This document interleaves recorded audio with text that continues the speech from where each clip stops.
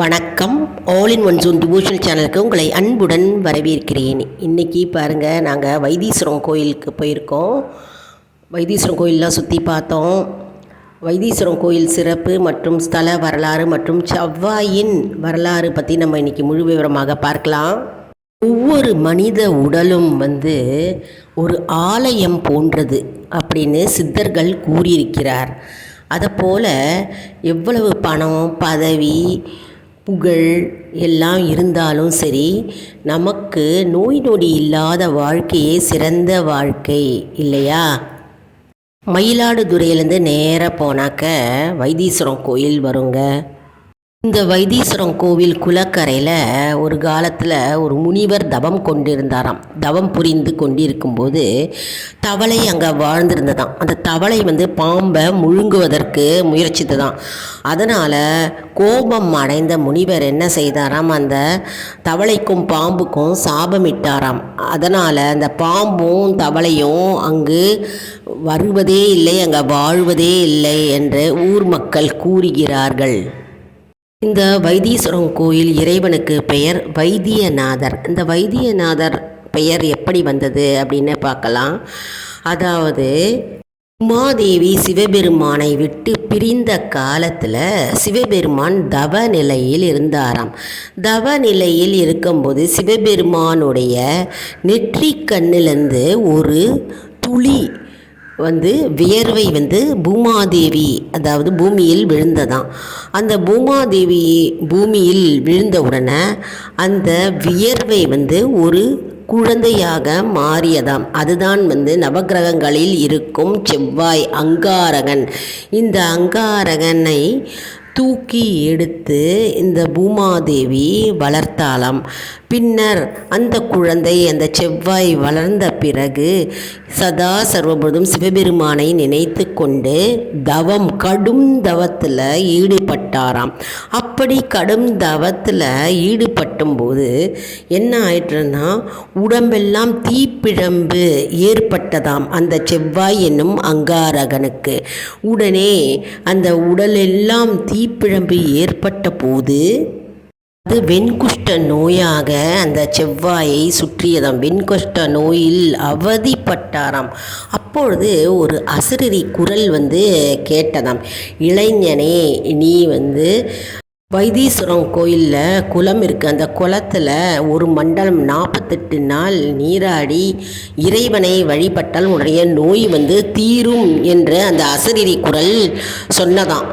அதன்படி செவ்வாய் என்றும் அங்காரகன் குளித்து விட்டு நீராடி இறைவனை வழிபட்டாராம். அதன் பின்னர் சிவனின் நெற்றிக்கண்ணிலிருந்து தோன்றிய அந்த அங்காரகனை நோயிலிருந்து குணப்படுத்த வேண்டும் என்ற எண்ணத்தில் பார்வதி தேவி தைல பாத்திரத்தில் சஞ்சீவி வேரும் வில்வ மரத்தடியில் இருக்கின்ற மண்ணையும் எடுத்துன்னு சிவபெருமான் கிட்ட கொடுத்தாராம்.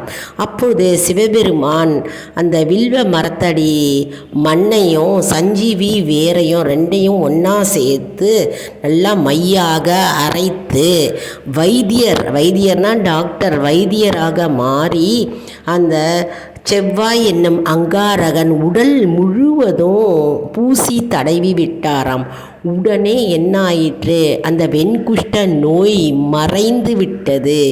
அதாவது சிவனே செவ்வாயை மிஞ்சிய அருளை பொழிந்தார். இதுலேருந்து என்ன தெரியுதுங்க, அதாவது அங்காரகனுடைய பக்தியையே மிஞ்சிய சிவபெருமான் அவருக்கு நோயை குணப்படுத்தினார். அதாவது வைத்தியராக இருந்து இந்த வைத்தியநாதர் என்னும் சிவபெருமான் அங்காரகன் என்னும் செவ்வாயின் நோயை குணப்படுத்தினார், வெண்குஷ்ட நோயை குணப்படுத்தினார். அங்காரகன் தவத்தையே மெச்சிய சிவபெருமான் அங்காரகனுக்கு நவக்கிரகங்களில் 3ஆவதாக இருக்கும் பதவியை வரமாக அளித்தார். வேறொரு புராண கதையும் இருக்குங்க அங்காரகனுக்கு. அதாவது பரத்வாஜ முனிவருக்கு பிறந்தது மங்களன் என்ற குழந்தை. அந்த குழந்தையை பூமாதேவி எடுத்து வளர்த்து வந்தாளாம். பின்பு ஒரு உரிய வயது வந்த பிறகு அந்த மங்களனை பரத்வாஜ முனிவரிடம் பூமாதேவி கொடுத்து விட்டாளாம். பின்னர் பரத்வாஜ முனிவர் அந்த மங்களனை வளர்த்து வந்து பல கலைகளை கற்றுக் கொடுத்தாராம். மேலும் பல கலைகளை கற்றுக் கொடுக்கும்போது பரத்வாஜ முனிவர் மங்களனுக்கு இறைவனை எப்படி வழிபட வேண்டும், இறைவனை வழிபட்டு வணங்க வேண்டும் என்பதை அவருக்கு கற்றுக் கொடுத்தாராம். மேலும் பரத்வாஜ முனிவர் மங்களனை தவம் செய்யுமாறு, அதாவது சிவபெருமானை நினைத்து தவம் செய்யும்படி அவரை வற்புறுத்தினாராம். பின்னர் தவம் செய்யும்போது சிவபெருமானை நேரில் தோன்றினாராம். அப்படி தோன்றும்போது அங்காரகன் என்னும் செவ்வாய்க்கு நவகிரக பதவி சிவபெருமானா வரமளித்தார் என்று ஒரு புராணம் கூறுகிறது. பழங்காலத்தில் பார்த்தோம்னா ரோமானிய நாட்டை ஆண்டவர்கள் தான் ரோமர்கள். இந்த ரோமர்கள் தன்னுடைய குலதெய்வமாக இந்த அங்காரகனை செவ்வாயை வழிபட்டு வந்தார்கள். குல முதல்வர் என்று கோவில் வைத்து வழிபாடு செய்தனர். இந்த கோவிலில் பார்த்தீங்கன்னா, அதாவது வைத்தீஸ்வரம் கோயிலில் பார்த்தோம்னா செவ்வாய்க்கு தனி சன்னதி இருக்குங்க. அதே மாதிரி வைத்தியநாதரின் சன்னதிக்கு பின்புறத்தில் நவகிரகம் இருக்குது. எல்லாம் ஒரே நேர்கோட்டில் இருக்கும். அதாவது இறைவனின் கட்டளைக்கு அடிபணிந்து நம்முடைய நோய்களும் தோஷங்களையும் நீக்குகிறது என்று ஸ்தலபுராணம் கூறுகிறது. இந்த கோவிலில் பைரவர், வீரபத்ரர், காளி ஆகியோர் காவல் தெய்வமாக இருந்து நமக்கு அருள் புரிகிறார். அதாவது 4448 நோய்களையும் தீர்ப்பதற்காக சித்தர்கள் அவர்களுடைய தலைமை பீடமாக இந்த கோவில் கருதப்படுகிறது. இந்த வைத்தீஸ்வரம் கோயிலுக்கு வந்தாலே எத்தகைய நோயானாலும் குணமாகும் என்பது ஐதீகம்.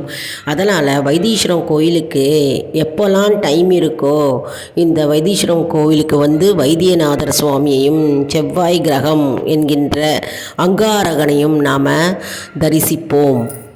இது தல விருட்சம் வேம்பு.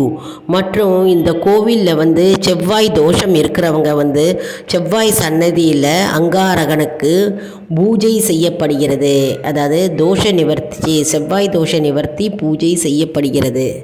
இத்தல முருகப்பெருமானுடைய பெயர் செல்வமுத்துக்குமார் மற்றும் அம்மனுடைய பெயர் தையல் நாயகி ஆவார். இத்தல முருகப்பெருமானை வழிபட்டால் குழந்தைகளுக்கு ஏற்படும் பாலாரிஷ்ட தோஷம் நீங்கும் என்பது ஐதீகம். மற்றும் இந்த அம்மன் தையல் நாயகி அம்மனை வழிபட்டால் நமக்கு சுகப்பிரசவம் ஏற்படும் என்பது நம்பிக்கை. மற்றும் ஏராளமான மருத்துவ மாணவ மாணவிகள், மருத்துவத்துக்கு படிக்கின்ற மாணவ மாணவிகள் கூட இந்த கோவிலுக்கு தரிசனம் செய்கிறார்கள். ஒரு காலத்தில் தட்ச மகாராஜா சிவபெருமானை மதிக்காமல் யாகம் செய்தாராம். அப்படி யாகம் செய்யும்போது சிவபெருமான் கோபம் கொண்டு வீரபத்ரர் என்ற உருவத்தை அமைத்து வீரபத்ரரை அங்கு அனுப்பினாராம். அப்பொழுது வீரபத்ரர் தட்சனை சம்ஹாரம் செய்து கோபத்துடன், மிகுந்த கோபத்துடன் இருந்தாராம். அப்படி கோபம் இருக்கும் பொழுது உலக மக்களுக்கு ஆபத்து இல்லையா? அதனால் தேவர்களும் முனிவர்களும் சிவபெருமான் கிட்ட போய் வேண்டிக் கொண்டார்கள். அந்த கோபத்தை எப்படி தணிப்பது? கோபம் கொண்ட வீரபத்ரராக இருக்கிறார், எல்லாரையும் அழிக்கிறார் என்று சிவபெருமானுக்கிட்ட போய் முறையிட்டார்களாம். அப்படி முறையிடும்போது சிவபெருமான் என்ன செய்தாராம்? அந்த வீரபத்ரரின் கோபத்தை தணித்தாராம். அப்பொழுது வீரபத்ரர் அழகாக உருமாறினார். அவருக்கு அங்காரகன் என்று பெயரிட்டாராம். வீரபத்ர அம்சத்தை கொண்ட செவ்வாய் என்னும் அங்காரகன் அவரை செவ்வாய்க்கிழமை அன்று நாம் விரதமிருந்து வழிபட்டால் நம்முடைய பிரார்த்தனைகள் அப்படியே நிறைவேறும் என்பது நம்பிக்கை. செவ்வாய்க்கிழமையில் செவ்வாய் எனும் அங்காரகனை நினைத்து நம்ம வேண்டிக் கொண்டு வழிபட்டால் சிறந்த பலன்களை நமக்கு கொண்டு வந்து சேரும் என்பது ஐதீகம். ஆட்டை வாகனமாக கொண்டுள்ளவர், சக்தியை ஆயுதமாக கொண்டவர். இந்த கோவில் பார்த்தோன்னா சோழர்களால் கட்டப்பட்டதுங்க. அதாவது தல இறைவனுக்கு சித்தர்கள் என்ன செய்தார்களாம், அமிர்தத்தை கொண்டு சிவபெருமானுக்கு அபிஷேகம் செய்து பல வரங்களை பெற்றார்களாம். அப்பொழுது அபிஷேகம் செய்யும்போது ஒரு துளி அமிர்தம் கீழே விழுந்து அந்த தீர்த்த குளத்தில் கலந்துள்ளதாம்.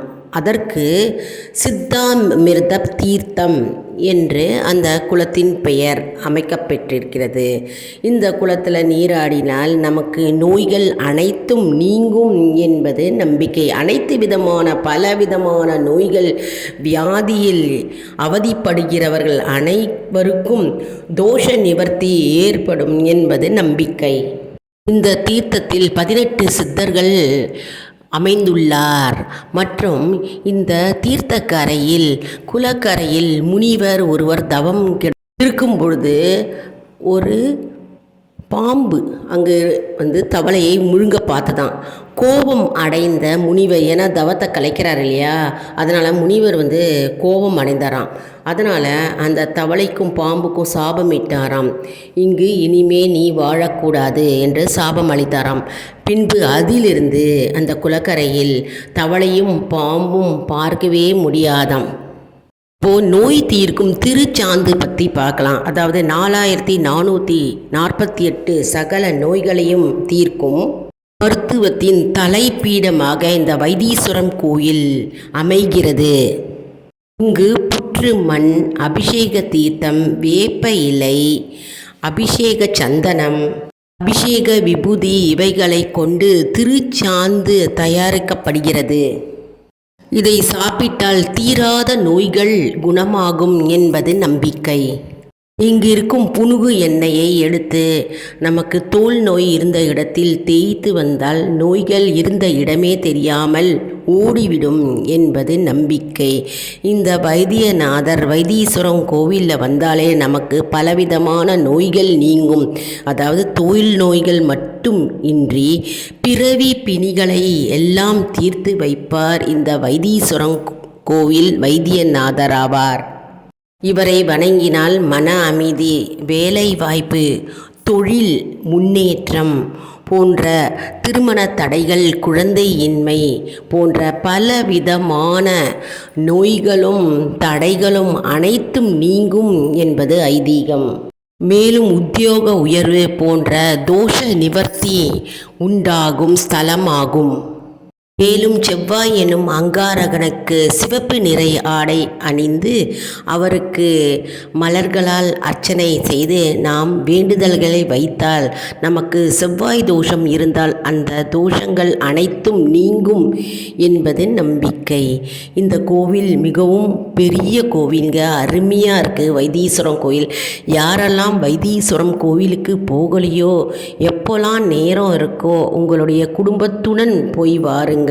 அந்த வைத்தியநாதர் சுவாமி நமக்கு நம்முடைய நோய்கள் அனைத்தும் நீக்குவார் என்பது நம்பிக்கை. எந்த விதமான நோய்கள் இருந்தாலும் சரிங்க, பிறவி நோய்களாக இருந்தாலும் சரி, நமக்கு இடையில் வந்த நோய்கள், நோய் பிணி அனைத்தும், வியாதிகள் அனைத்தும் நீங்கும். இந்த வைத்தியநாதரை நாம் நினைத்து அவரை நேரில் நாம் வழிபட்டு அவருடைய அருளை பெறுவோம். என்ன அன்பர்களே, இந்த வீடியோவில் நம்ம வைத்தீஸ்வரம் கோவிலை பற்றி, வைத்தியநாதர் மற்றும் தையல் நாயகி மற்றும் செவ்வாய் என்னும் அங்காரகன், முருகன் ஆகியோரை பற்றி நாம் இந்த ஸ்தல வரலாறு பற்றியும் நம்ம இன்றைக்கி முழு விவரமாக பார்த்தோம் இல்லையா? இந்த வீடியோவுக்கு ஒரு லைக் கொடுங்கள். இது மற்றவர்களுக்கும் ஷேர் செய்யுங்கள், அவர்களும் பயனடையட்டும். மேலும் ஆல் இன் ஒன் ஜூன் அன்பர்களுக்கு ஒரு அன்பான வேண்டுகோள். நம்முடைய கம்யூனிட்டி போஸ்ட்டில் கேள்வி பதில் நேரம் வருங்க. அந்த கேள்விகளுக்கு பதில் தாங்க. இதன் மூலம் நமக்கு ஒரு ஊக்கமாகவே அமையும்.